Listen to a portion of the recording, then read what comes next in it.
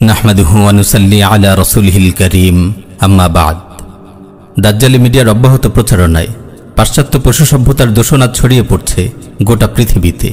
নাটক, cinema, TV series, বিজ্ঞাপন ইত্যাদির মাধ্যমে পশ্চিমাদের অশ্লীলতা, বেহায়াপনা, বেলিল্লেপনা আসন গিরে বসেছে মুসলিম সমাজে। বেশ্যা নর্তকী যারা টাকার বিনিময়ে অগণিত পুরুষের মনোরঞ্জন করে, বেহায়া অভিনেত্রী নিজেদের যৌবন নিয়ে যারা ব্যবসা করে, ভ্রষ্ট মডেল যারা নিজেদের নাপাক রূপ সৌন্দর্যের ঝলক দেখিয়ে পুরুষদের মনে জাহান্নামের আগুন জ্বালায়, নর্দমার কীটের মতো এমন নিকৃষ্ট নাপাক দেহ ব্যবসায়ীদের দাজ্জালি মিডিয়া মুসলিম মা বোনদের সামনে উপস্থাপন করছে নারীদের আদর্শ হিসেবে। তাদের নিকৃষ্ট অপকর্মকে মহান পেশা হিসেবে চিত্রিত করছে। ফলে তাদের জাহান্নামী লাইফস্টাইল, তাদের অরুচিকর বিহেভিয়ার, তাদের অশ্লীল ড্রেস আপ, তাদের বিভৎস মেকআপ ইত্যাদিকে আজ সম্মোহিতের মতো অনুসরণ করছে মুসলিম নারীরা। নাউযুবিল্লাহি মিন যালিক। জাহান্নামের ফেরিওয়ালা এসব নাপাক দেহ ব্যবসায়ী নর্দমার কীটগুলো কিভাবে আমাদের মা বোনদের আদর্শ হতে পারে? প্রিয় বোন আমার, আপনি যখন দেহ ব্যবসায়ী বেহায়া অভিনেত্রীদের লাইফস্টাইল দেখে মুগ্ধ হন, সেজে গুজে আটোসাটো পোশাক পরে ভ্রষ্ট নাপাক মডেলদের মতো রাস্তায় বের হন, চারদিকে অশ্লীলতা ও বেহায়াপনার দূষণ ছড়ান, আল্লাহর কসম আসমান আপনাকে দেখে কেঁপে ওঠে, জমিন আপনাকে দেখে লজ্জিত হয়, পাহাড় আপনাকে দেখে অভিশাপ দেয়। প্রিয় বোন আমার, আপনার পরিচয় আপনার জেনে রাখা উচিত। আপনি হায়া, লজ্জা, রুচি ও পবিত্রতার প্রাণ পুরুষ মুহাম্মদুর রাসূলুল্লাহর উম্মত। আপনি একজন আত্মমর্যাদা সম্পন্ন মুসলিম নারী।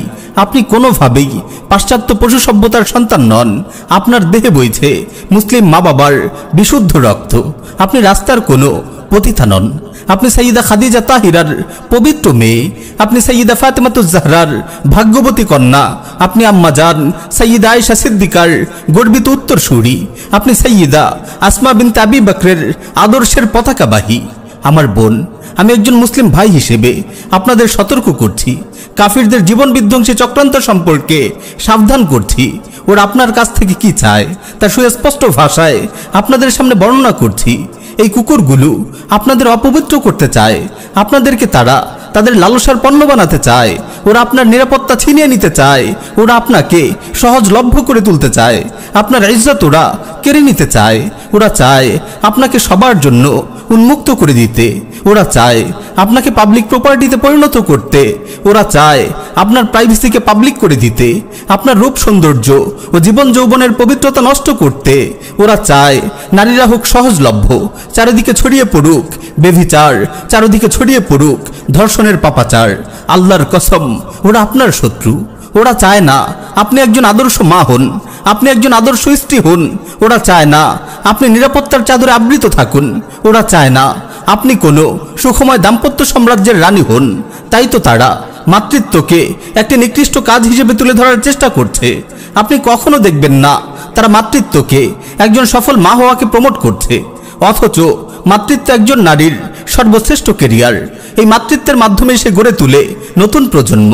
যদি মায়েরা সফল মা হতে পারেন, তবে গড়ে উঠে একটি সফল প্রজন্ম। প্রজন্ম গড়ার এই দায়িত্ব নারীকে কেউ চাপিয়ে দেয়নি। স্বয়ং আল্লাহ রাব্বুল আলামিন তাদেরকে দিয়েছেন প্রজন্ম বিনির্মাণের এই মহা গুরুত্বপূর্ণ কেরিয়ার। মানব জীবনের পরম সাফল্য জান্নাতকে তিনি রেখে দিয়েছেন মায়ের পায়ের নিচে। সুবহানাল্লাহ। হে মায়ের জাতি, আপনাদের পায়ের নিচে জান্নাত। মাতৃত্বই আপনাদেরকে এই অতুলনীয় মর্যাদা দান করেছে। মাতৃত্ব আপনাকে পুরুষের চেয়ে 3 গুণ বেশি মর্যাদা দিয়েছে। কিন্তু আফসোস, দাজ্জালি মিডিয়া মাতৃত্বকে কেরিয়ার হিসেবে মানতেই রাজি নয়। মুসলিম নারীরা আজ মাতৃত্বকে কেরিয়ার মনে করে না। আগামী দিনের কর্ণধারদের গড়ে তোলাকে কেরিয়ার মনে করে না। তাদের সন্তানদের নতুন পৃথিবীর নায়ক হিসেবে গড়ে তোলার মহা প্রচেষ্টাকে কেরিয়ার মনে করে না। তারা কেরিয়ার মনে করে নিজেদের পবিত্র রূপ যৌবন যাত্রীদের কাছে ফেরি করা এয়ার হোস্টেজের নোংরা পেশাকে। তারা কেরিয়ার মনে করে রিসিপশনে বসে লক্ষ লক্ষ পুরুষের কামুক দৃষ্টির নির্মম বলি হওয়াকে। তারা কেরিয়ার মনে করে পণ্য বিক্রির টোপ হিসেবে বিজ্ঞাপনের মডেল হওয়াকে।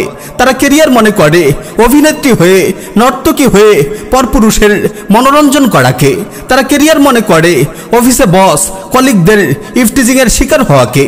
এই পাশ্চাত্য পশু সভ্যতার কুকুরগুলো বলে স্বামী ও সন্তানদের দেখাশোনা করা, তাদের সেবা করা পশ্চাৎপদতা, এসব নারীর জন্য অপমান। আমার বোন, একটু ভেবে দেখুন তো, পরিবারের নিরাপদ আঙিনায় স্বামীর প্রেমময় স্ত্রী হয়ে, সন্তানের বেহেস্ত হয়ে, রাব্বাতুল বাইত হয়ে, পরিবারের রানী হয়ে তাদের দেখাশোনার দায়িত্ব পালন করা নারীর জন্য অপমানজনক, নাকি টাকার বিনিময়ে এয়ারলাইন্সে, রিসিপশনে, কর্পোরেট অফিসে, কারখানায় পরপুরুষের খেদমত করা, তাদের কামনার বলি হয়ে ইফটিজিং ও ধর্ষণের শিকার হওয়া অপমানজনক? প্রিয় বোন, আপনি কখনো দেখবেন না তারা কখনো নারীদের আদর্শ ও বিশ্বস্ত একজন স্ত্রী হওয়ার জন্য উদ্বুদ্ধ করছে। আপনি কখনো দেখবেন না তারা একটি সুখময় দাম্পত্য জীবন বিনির্মাণের জন্য আপনাকে পরামর্শ দিচ্ছে।